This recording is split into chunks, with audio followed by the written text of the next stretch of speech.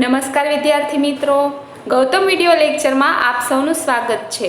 તો વિદ્યાર્થી મિત્રો, આજે આપણે ધોરણ 6 ની અંદર ચેપ્ટર નંબર 3 એ આપણે સ્ટાર્ટ કરવાનું છે। એ પહેલાં આપણે ચેપ્ટર નંબર 1 અને ચેપ્ટર નંબર 2 છે એ આપણે સમજી ગયા છે, છતાં પણ એની પણ પ્રેક્ટિસ તમે ચાલુ રાખજો મિત્રો। તો આજે આપણે ધોરણ 6 ની અંદર પ્રકરણ 3 નામ છે સંખ્યા સાથે રમત, એ આપણે શરૂ કરવા જઈ રહ્યા છીએ। તો એ ચેપ્ટર શરૂ કરીએ એ પહેલાં મિત્રો આપણે થોડી એની પ્રસ્તાવના છે એ સમજી લઈએ। તો પ્રાસ્તાવિક ભૂમિકા સમજવાથી આપણને એ ચેપ્ટરની અંદર શું કરવાનું છે એનો આપણને ખ્યાલ આવે।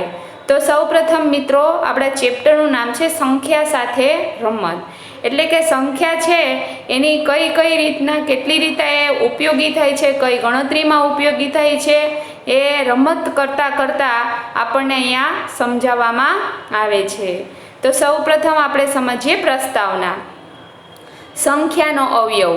તો મિત્રો આ ચેપ્ટરની અંદર આપણે અવયવીઓ, લઘુત્તમ સાધારણ અવયવ, ગુરુત્તમ સાધારણ અવયવ એટલે કે લસા અને ગુસા, એ સિવાય ભાગાકાર, એ વસ્તુ આપણને સમજવાનું છે। અને વિભાજ્યતાની ચાવીઓ, જે ભાગાકાર કરી અને આપણે મેળવી શકીએ તો એ વિભાજ્યતાની ચાવીઓ, એ બધું આપણે આ ચેપ્ટરની અંદર સમજવાનું છે। તો સૌપ્રથમ આપણે અવયવ કોને કહેવાય એના વિશે સમજીએ। તો સૌપ્રથમ સંખ્યાનો અવયવ। તો સંખ્યાનો મિત્ર અવયવ કે જે સંખ્યા વડે આપેલી સંખ્યાને નિઃશેષ ભાગી શકાય તે સંખ્યાને આપેલી સંખ્યાનો અવયવ કહે છે। તો મિત્રો અહીંયા આપણને કહેવામાં આવેલું છે કે જે સંખ્યા વડે, એટલે કે જે સંખ્યા વડે આપણે છે એ બીજી કોઈ પણ સંખ્યાને નિઃશેષ એટલે ભાગાકાર કરતા શેષ વધવી જોઈએ નહીં, એને નિઃશેષ કહેવામાં આવે છે।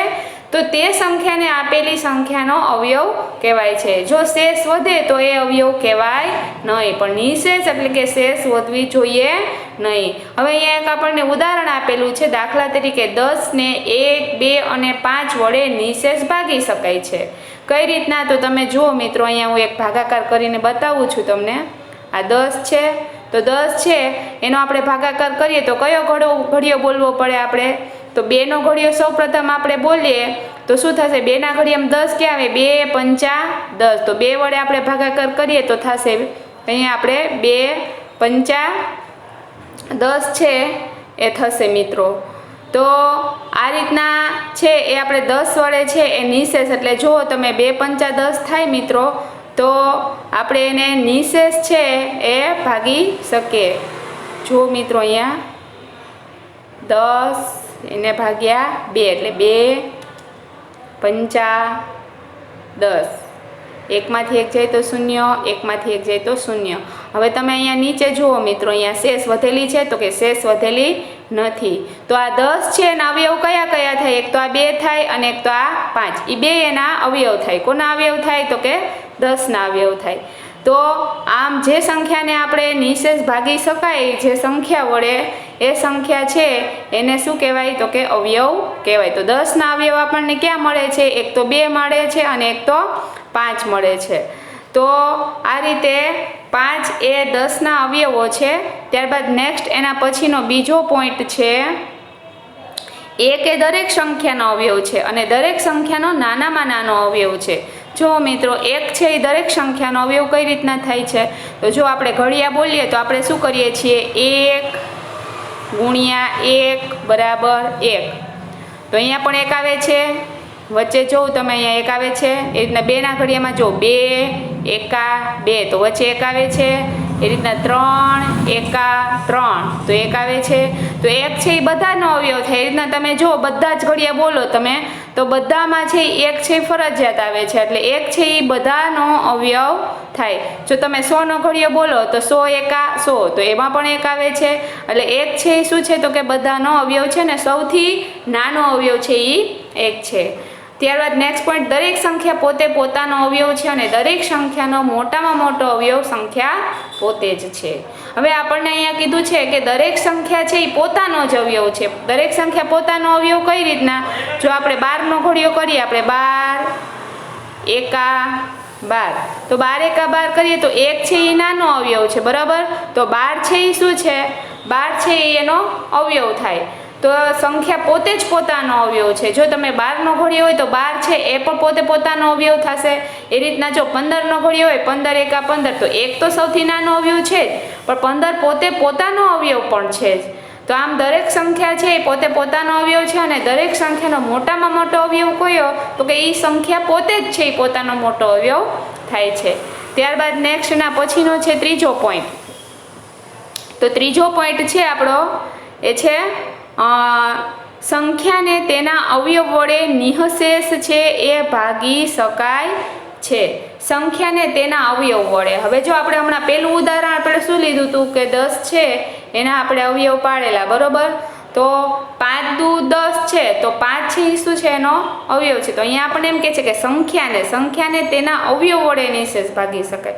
એટલે કે જો સંખ્યાને તેના અવયવ વડે એટલે તો કે 10 છે એના અવયવ કયા થયા હતા? અહીંયા છે 1 2 અને 5.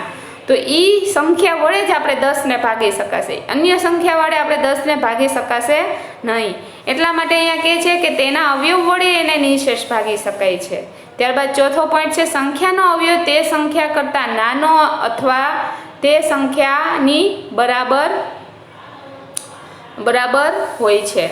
સંખ્યાનો અવયવ તે સંખ્યા કરતાં નાનો અને અથવા તે સંખ્યાની બરાબર હોય છે. અહીંયા મિત્રો આપણને કહે છે કે સંખ્યાનો અવયવ એટલે કે જે સંખ્યાના આપણને અવયવ મળે એ અવયવ આપણને કેવા મળશે? એ સંખ્યા કરતાં કેવા મળશે? તો કે નાના મળશે, અથવા તો સંખ્યાની બરાબર પણ એનાથી મોટા મળશે નહીં. હવે જો આપણે અહીંયા 14નો ઘડિયો છે એ આપણે કરીએ, બરોબર. 14 એકા 14 તો 14ના અવયવ ક્યાં ક્યાં થાય? તો 14 કયા ઘડિયામાં આવે છે? તો એક તો 1ના ઘડિયામાં આવે છે 14 એકા 14 એટલે 1 એનો અવયવ થશે. ત્યારબાદ 14 ક્યાં આવે છે? તો કે 2 સત્તા 14 તો 2 છે એ પણ એનો અવયવ થશે. 7 પણ એના અવયવ થશે. બીજે ક્યાં 14 આવે છે? તો કે 14 એકા 14 તો 14 છે એ. હવે મિત્રો તમે અહીંયા જુઓ, અહીંયા શું થાય છે? મેં અહીંયા અવયવ લખેલા છે, એમાં 1 એનો અવયવ છે, 2 એના અવયવ છે, 7 એના અવયવ છે અને 14. ત્યારબાદ ક્યાંય આગળ એના અવયવ આપણને મળતા નથી. તો અહીંયા જો 14ના અવયવ આપણે શું થાય? તો 1 2 7 એટલે એનાથી નાના અવયવ આપણને મળે છે, પણ એનાથી મોટા અવયવ આપણને મળતા નથી. એટલે કે 14 છે એ પોતાનો અવયવ. 14 થી જો તમે આગળ જાઓ તો એ અવયવ આપણને નહીં મળે. પણ એટલા માટે અહીંયા આપણને કહે છે ચોથા પોઈન્ટમાં કે સંખ્યાનો અવયવ તે સંખ્યા કરતાં કેવો? નાનો અથવા તો એ સંખ્યાની બરાબર હોય છે. ત્યારબાદ નેક્સ્ટ એના પછીનો જે પોઈન્ટ છે એ છે સંખ્યાના અવયવો નિશ્ચિત સંખ્યામાં હોય છે. તો અહીંયા આપણને કહે છે કે સંખ્યાના અવયવો છે નિશ્ચિત એટલે ચોક્કસ સંખ્યામાં આપેલા હોય છે. કોઈના 3 હોય, કોઈના 2 જ અવયવ હોય, કોઈના 5 હોય, એમ અલગ અલગ નિશ્ચિત સંખ્યામાં એના અવયવ હોય છે, એનાથી વધારે હોતા નથી. હવે તમે જો 4ના અવયવ આપણે પાડીએ તો 4 કયા ઘડિયામાં? એક તો 4 પોતે પોતાનો અવયવ છે અને 1 એ બધાનો અવયવ એટલે 2 અવયવ આપણને મળી ગયા. હવે બીજો કયો અવયવ? તો કે 2 2 4 એટલે 2 એનો અવયવ થશે. તો જો 4ના નિશ્ચિત સંખ્યામાં ક્યાં ક્યાં અવયવ આપણને મળે? તો કે એક તો 1 મળે, એક તો 2 અને 4, એનાથી વધારે એના અવયવ આપણને મળશે નહીં. ત્યારબાદ સંખ્યાનો અવયવી. મિત્રો આપણે જે 5 પોઈન્ટ ભણેલા છે, આ 5 પોઈન્ટ છે એ શેના માટેના હતા? તો કે અવયવ માટેના હતા. અવયવ માટે આપણે આ 4 વસ્તુને ધ્યાનમાં રાખવાની છે. હવે આપણે આ સમજવાનું છે સંખ્યાનો અવયવી. જો મિત્રો અવયવ અને અવયવી આ બંનેની અંદર ફેર છે. અવયવ એટલે મેં તમને હમણાં સમજાવ્યું કે કોઈ પણ સંખ્યાને જ્યારે આપણે જેના વડે ભાગાકાર કરીએ તો નિઃશેષ ભાગી શકાય એ સંખ્યાના એના અવયવ થાય છે. હવે અહીંયા આપણે અવયવીની વાત કરેલી છે. તો અવયવી કોને કહેવાય? તો કે આપેલી સંખ્યા વડે એટલે કે જે સંખ્યા આપણને આપેલી છે એના વડે નિઃશેષ ભાગી શકાય તેવી દરેક સંખ્યાને આપેલી સંખ્યાનો અવયવી કહેવાય છે. જો અહીંયા એક ઉદાહરણ આપેલું છે કે 7 વડે કોને કોને ભાગી શકાય? તો કે એક તો 7ને, 7 એકા 7, 7 દુ 14, 7 તેરી 21, 7 ચોક 28. તો આ એના અવયવી થાય. શું થાય? અવયવી થાય. હવે જો તમને અહીંયા બતાવું છું 7 એકા 7, 7 દુ 14, 7 તેરી 21. હવે જો આ 7 1 એના અવયવ કહેવાય, આ 7 અને 2 એ પણ એના અવયવ કહેવાય, 7 અને 3 એ પણ એના અવયવ કહેવાય. પણ અહીંયા જે લાઈનમાં આવે છે 7 એકા 7, 7 દુ 14 અને 7 તેરી 21. તો એ બધા શું થાય છે? તો કે એ બધા છે એ એના શું કહેવાય? તો કે એના અવયવી કહેવાય મિત્રો. તો આમ અવયવ અને અવયવી છે મિત્રો એ આ રીતે આપણે મેળવી શકીએ. ત્યારબાદ નેક્સ્ટ એના પછી નો પોઈન્ટ છે મિત્રો, અહીંયા તમને એક ઉદાહરણમાં આપેલું છે આપણે કે 7 વડે 7, 14, 21 ને 28. જો હવે બીજા ઘડિયાની આપણે વાત કરીએ મિત્રો કે 8 છે એના મારે અવયવી જોઈએ છે, બરોબર. 8ના અવયવી મારે જોતા હોય તો 8ના અવયવી મને કયા કયા મળશે? એક તો 8 એકા 8, તો 8 મળશે. 8 દુ 16, તો 16 મળશે. 8 તેરી 24, તો 24 મળશે. 8 ચોખ્ખું 32, તો 32 મળે. આમ આપણને 8ની અવયવી કઈ મળશે? તો કે 8 પછી 16, 24 અને 32 આ એની અવયવી. આપણે જેટલી અવયવી માગેલી હોય એટલી આપણે ત્યાં લખી શકીએ, પણ ક્રમવાઇઝ આપણે લખવાની હોય, આડાઅવળી આપણે લખી શકીએ નહીં. ત્યારબાદ નેક્સ્ટ એના પછીનો જે પોઈન્ટ છે એ છે મિત્રો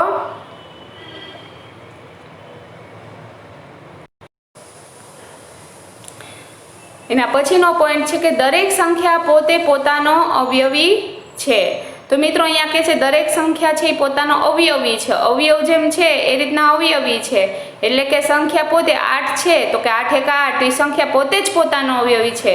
જેમ કે 9 છે તો સૌ પ્રથમ આપણે 9 એ એનો અવયવી, 9 એકા 9, તો 9 છે એ પહેલાં લખવાનો. ત્યારબાદ આપણે 9 દુ 18, એ 18 અવયવી પછી લખી શકીએ. પણ સૌ પ્રથમ સંખ્યા પોતે જ પોતાનો અવયવી, એ અવયવી આપણે લખવાનું હોય. ત્યારબાદ નેક્સ્ટ એના પછી દરેક સંખ્યા 1નો અવયવી છે. તો દરેક સંખ્યા 1નો અવયવી છે, કારણ કે જો 9 એકા 9 એક સાથે ગુણાકાર કરવાથી જ આપણને અવયવી મળે છે. એટલા માટે આપણે અહીંયા કહેવામાં આવે છે કે દરેક સંખ્યા એ 1નો અવયવી છે. ત્યારબાદ નેક્સ્ટ ત્રીજો પોઈન્ટ, દરેક સંખ્યાના અવયવીઓ અસંખ્ય હોય છે. જો મિત્રો અહીંયા અવયવ છે એ નિશ્ચિત સંખ્યામાં હોય છે. આગળ આપણે હમણાં સમજ્યું કે અવયવ છે એ નિશ્ચિત સંખ્યામાં હોય, જેમાં મેં તમને 4નું ઉદાહરણ આપેલું કે 4ના અવયવ છે એ મિત્રો કેટલા પડે છે? તો કે એક તો 4, 1 અને 2, બરોબર. એ 4ના અવયવ છે એ માત્ર 3 જ પડે છે, એટલે એની નિશ્ચિત સંખ્યા છે કે 4ના અવયવ 3 છે. તો હવે અહીંયા આપણે અવયવી માટે શું કહે છે કે દરેક સંખ્યાના અવયવી અસંખ્ય હોય. હવે જો તમે 7નો ઘડિયો છે એ 7, 10, 70 સુધી પૂરા થઈ જાય, 10 અવયવી તમને ત્યાં મળે. હવે જો આગળ તમારે જવું હોય તો શું થાય? 10 સત્તા 70, તો એની અંદર તમે 7, 10, 70 7 એડ કરતા જાઓ તમે, તો તમને આગળ છે ઘણી બધી અવયવી છે ત્યાં મળી શકે. તો આમ અવયવીઓ અસંખ્ય મળે છે. કોઈ પણ સંખ્યાનો નેક્સ્ટ પોઈન્ટ, કોઈ પણ સંખ્યાનો નાનામાં નાનો અવયવી સંખ્યા પોતે જ છે. હવે જો મિત્રો જેમ નાનામાં નાનો અવયવ છે એ 1 છે, બરોબર. આગળ સમજાયેલું છે કે નાનામાં નાનો અવયવ છે એ 1 છે, પણ કોઈ પણ સંખ્યાનો જો નાનામાં નાનો અવયવી હોય ને તો એ અવયવી કઈ? તો કે સંખ્યા પોતે જ છે. જેમ કે તમને એમ કહેવામાં આવે કે 12ની 5 અવયવીઓ લખો, તો 12 છે એ સૌથી નાની અવયવી એ સંખ્યાનો કહેવાય. ત્યારબાદ તમને એમ કહેવામાં આવે કે 9 એકા 9, તો 9 છે એ સંખ્યા પોતે જ પોતાના અવયવી છે અને સૌથી નાની અવયવી છે મિત્રો. તો આ પ્રકરણની અંદર આપણે આટલી વસ્તુ છે મિત્રો સમજવાની છે. ખાસ કરીને અવયવ અને અવયવી વિશે છે એ ખાસ ધ્યાન રાખવું. અવયવ કોને કહેવાય, અવયવી કેને કહેવાય, તો આ આપણી મિત્રો આજે પ્રસ્તાવના હતી ચેપ્ટર 3 માટેની. તો ધ્યાનપૂર્વક સમજજો. ન સમજાય તો 2 વખત વિડીયો જોઈ અને ફરી પાછું તમે આ સમજી લો. તો આજની આપણી આ પ્રસ્તાવના અહીંયા પૂર્ણ થાય છે. નેક્સ્ટ લેક્ચર આજે આપણે ધોરણ 6ની અંદર સ્વાધ્યાય 3.1 એનો પ્રશ્ન નંબર 1 છે એ સમજીશું મિત્રો. તો અગાઉ આપણે ચેપ્ટર 3 છે એની પ્રસ્તાવના છે એ આગળના લેક્ચરમાં મેં તમને વિસ્તારપૂર્વક સમજાવી હતી. જો તમે ધ્યાનપૂર્વક સમજ્યો હશે તો આ પ્રશ્ન 1 તમને એકદમ સરળ રાખશે મિત્રો. તો પ્રશ્ન 1ની સૂચના છે નીચેની સંખ્યાઓના તમામ અવયવો લખો. તો એમાં ક્રમ નંબર 1 છે 24. તો 24ના મિત્રો આપણે બધા અવયવ લખવાના છે. તો જ્યારે આપણે બધા જ અવયવો લખવાના હોય ત્યારે આપણે શું કરવાનું હોય? તો કે આપણે બધા જ ઘડિયાને યાદ રાખવા પડે. અહીંયા ઘડિયાળનું જ્ઞાન છે એ ખૂબ જ જરૂરી છે. અત્યારે તમે ઘરે હશો એટલે ઘડિયાળ થોડા ઘણા તમને ભૂલાઈ પણ ગયા હશે, પણ છતાં એક વખત નજર ફેરવી લેવી ઘડિયાળમાં, જેથી તમને આ ચેપ્ટર સરળતાથી આવડી જાય મિત્રો। તો અહીંયા આપણને 24ના અવયવ છે એ આપણને જણાવવાના કીધા છે। તો મિત્રો યાદ કરવાના કે સૌપ્રથમ 1 થી 10ના ઘડિયામાં 24 ક્યાં ક્યાં આવે છે? તો સૌપ્રથમ 1ના ઘડિયામાં ન આવે। 1 છે મિત્રો બધાનો અવયવ છે એટલે 1 છે આપણે લખી જ નાખવાનો પહેલાં। ત્યારબાદ 2ના ઘડિયામાં 24 આવે તો કે ના આવે, 2 10 20 ઘડિયો પૂરો થઈ જાય। 3ના ઘડિયામાં આવે છે મિત્રો 24 તો કે 3 ગુણ્યા 8 બરાબર 3 અઠ્ઠા 24। તો 3 અઠ્ઠા 24 થાય છે બરાબર, એટલે આ 3 અને 8 છે ને એ બંને આપણા અવયવો કહેવાય। એટલા માટે અહીંયા જુઓ લખેલા છે 3 અને 8, એ 2 છે એ 2 એના અવયવો છે 3 અને 8। ત્યારબાદ 1 તો બધાનો અવયવ છે એટલે આપણે સૌપ્રથમ 1 છે એ આપણે લખી જ નાખેલો છે। તો આમાં આપણને કેટલા અવયવ મળી ગયા? તો કે આપણને 3 અવયવ મળી ગયા। એક તો 1 તો 3 અને 1 તો 8। ત્યારબાદ હજી આગળ જતાં બીજે ક્યાં આવે છે? તો કે 4 6 24, તો 4 ગુણ્યા 6 બરાબર કેટલા થાય છે? 24 થાય છે। તો 4 6 24, તો 4 અને 6 છે એ બંને 24ના અવયવો કહેવાય। એટલા માટે તમે જુઓ અહીંયા 4 અને 6 એ પણ લખેલા છે। ત્યારબાદ 7ના ઘડિયામાં 24 ના આવે, 8ના ઘડિયામાં આવે, 8 તેરી 24 જે આપણે અગાઉથી લખી નાખેલા છે। અને 9ના ઘડિયામાં પણ 24 નથી આવતા, 10ના ઘડિયામાં પણ 24 ન આવે, 11ના ઘડિયામાં 24 નથી આવતા, અને આવે છે હવે 12ના ઘડિયામાં 24 આવે છે। ક્યાં આવે છે 12ના ઘડિયામાં? 12 એકા 12 અને 12 દુ 24 થાય। કેટલાય? 12 ગુણ્યા 2 બરાબર 24, એટલે 12 દુ 24 થાય। તો આ 12 અને 2 એ બંને એના અવયવ કહેવાય। એટલા માટે જો અહીંયા 2 લખેલા છે અને અહીંયા 12, અને સંખ્યા પોતે હવે જો 24 ક્યાંય આવશે નહીં ઘડિયામાં, કારણ કે 13ના ઘડિયામાં 13 દુ 26 થઈ જાય એટલે ન આવે આગળ। 14ના ઘડિયામાં 14 દુ 28 એટલે આગળ ભાગ વધતા જાય એટલે 24 હવે ક્યાંય નહીં આવે, એટલે 24 પોતે જ પોતાનો અવયવ એટલે છેલ્લે આપણે 24 લખી નાખવાના। આમ આપણને 24ના અવયવ છે એ કયા કયા મળશે? તો કે 24ના અવયવ આપણે આવી રીતના બધા જ ઘડિયા છે ને યાદ કરી અને સૌપ્રથમ આપણે એના અવયવ મેળવી લેવાના, અને ત્યારબાદ આપણે આ બધા અવયવો છે એને ચડતા ક્રમમાં ગોઠવી નાખવાના। સૌપ્રથમ 1 2 પછી 3 4 6 8 12 અને છેલ્લે 24। તો આમ 24ના તમામ અવયવો આપણને આ રીતના મળી જાય। ત્યારબાદ 15, તો મિત્રો 15 કયા ઘડિયામાં આવે? એક તો 1 છે એનો અવયવ છે અને એક તો 15 એનો અવયવ, એટલે 2 અવયવ મળી ગયા। હવે બીજે ક્યાં આવે છે? તો કે 3 પંચા 15, 3 પંચા 15 થાય બરોબર। તો 3 અને 5 એના અવયવ થાય, એટલે માટે અહીંયા લખેલા છે જો 3 અને 5।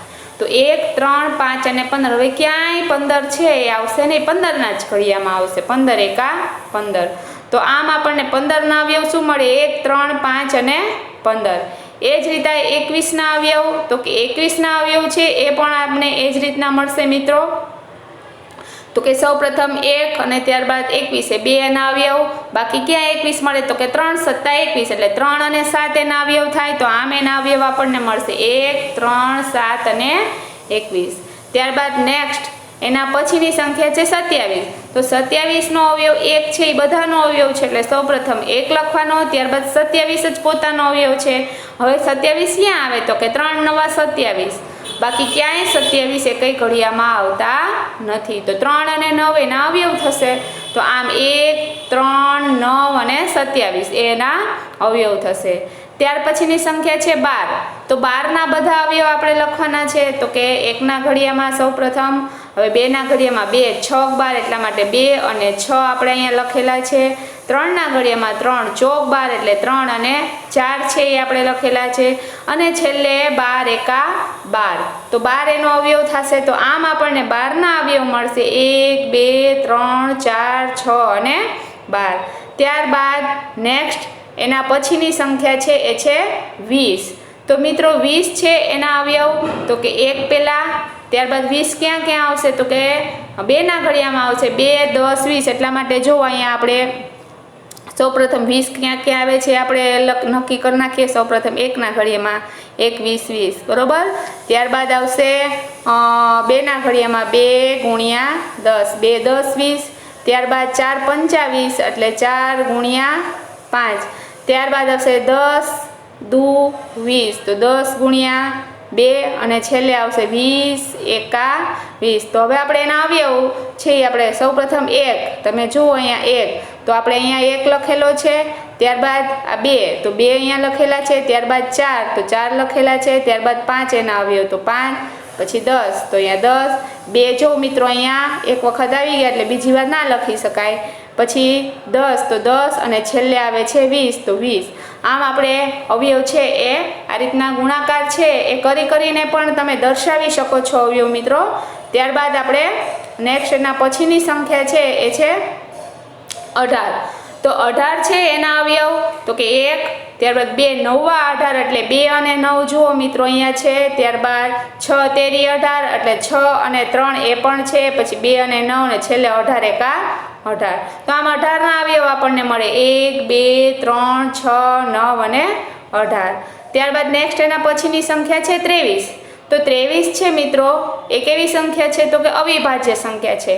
અવિભાજ્ય સંખ્યા છે એના માત્ર 2 જ અવયવ હોય, એક તો 1 અને સંખ્યા પોતે જ, એ સિવાય એક પણ ઘડિયામાં છે આ અવયવ આવતો નથી. તમે યાદ કરો, જો તમારી ઘડિયાની બુક હોય તો તમે એમાં પણ જોઈ શકો છો કે 23 છે એ 23 ના ઘડિયામાં જ આવે અને બાકી ક્યાંય ના આવે. 23 એકા 23. તો આમ 23 ના અવયવ 2 જ પડે મિત્રો, કારણ કે અવિભાજ્ય સંખ્યા છે 1 અને 23. ત્યારબાદ નેક્સ્ટ એના પછીની સંખ્યા છે એ છે 36.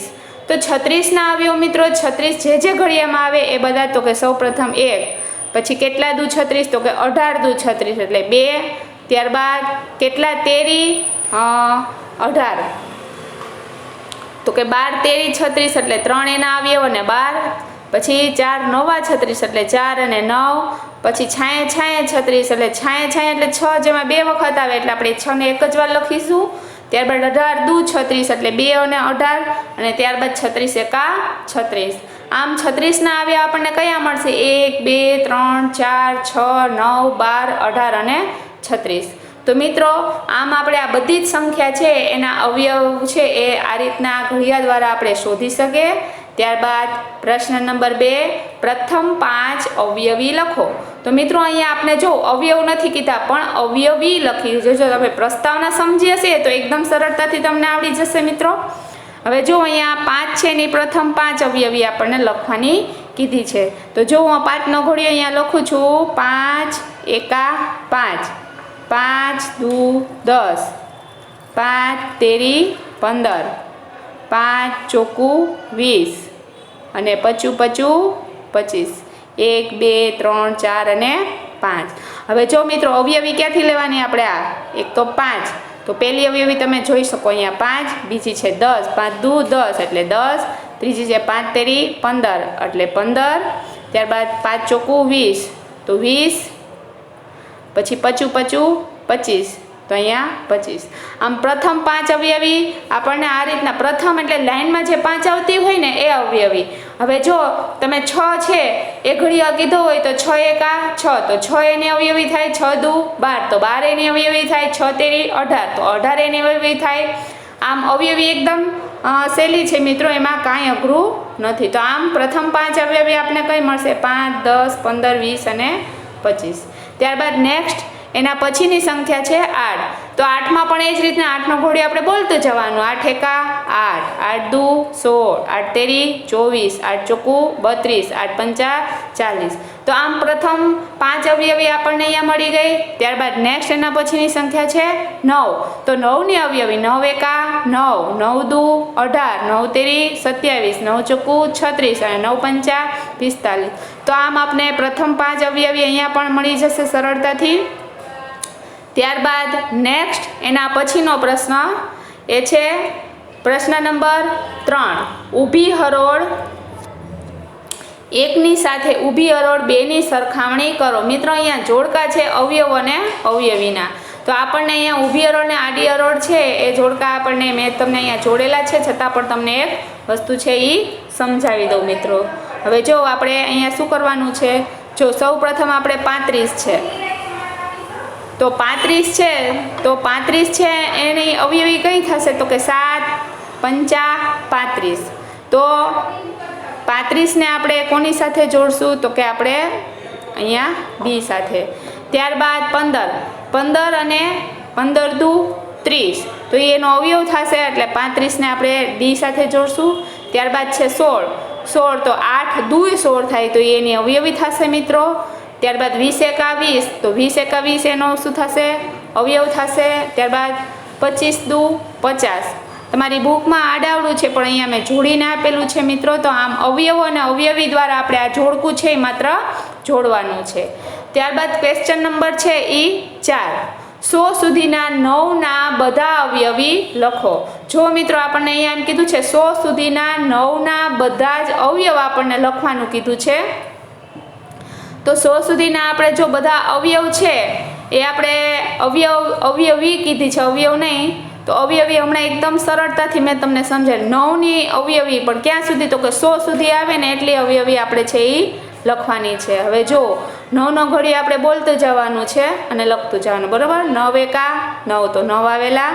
9 દુ 18, 9 તેરી 27, 9 ચોખ્ખું 36, 9 પંચા 45, 9 છ 54, 9 સત્તા 63, 9 અઠા 72, 9 81, 9 10 90. તો 90 સુધી આપણે 100 સુધી અહીંયા કીધું છે.